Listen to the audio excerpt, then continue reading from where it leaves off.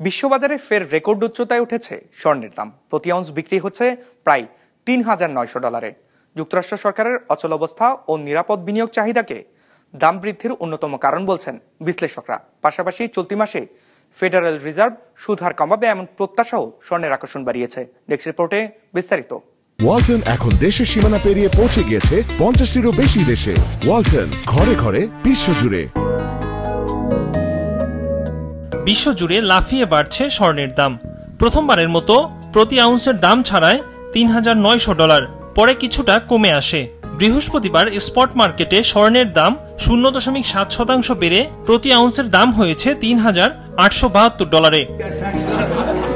বিশ্লেষকরা বলছেন, কংগ্রেসের সাথে প্রেসিডেন্ট ট্রাম্পের তহবিল বরাদ্দ নিয়ে বনিবনা না হওয়ায় অচল অবস্থার সৃষ্টি হয়েছে।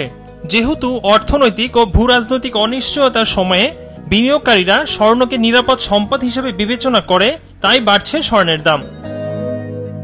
হিসেব বলছে, চলতি বছর স্বর্ণের দাম এখন পর্যন্ত 47% বেড়েছে। এটি 1979 সালের পর সবচেয়ে বড় বার্ষিক উত্থান।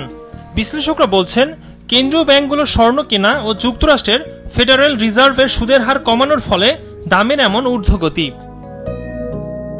স্বর্ণের পাশাপাশি বেড়েছে সিলভার ও প্যালাডিয়ামের দামও। স্পট মার্কেটে সিলভার প্রতি আউন্স $47 উঠেছে, যা 14 বছরের বেশি সময়ের মধ্যে সর্বোচ্চ।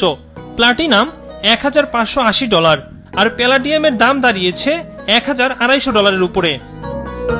এদিকে বিশ্ববাজারের সাথে সমন্বয় করে দেশের বাজারেও বেড়েছে স্বর্ণের দাম। বৃহস্পতিবার থেকে 22 ক্যারেটের প্রতি ভরি বিক্রি হচ্ছে $1,95,384 টাকা, আর 21 ক্যারেটের ভরি $1,86,496 টাকা, যা দেশের ইতিহাসে সর্বকালের সর্বোচ্চ। ইকরামুল ইসলাম খান, বিজনেস রিপোর্ট, মাছরাঙ্গা টেলিভিশন।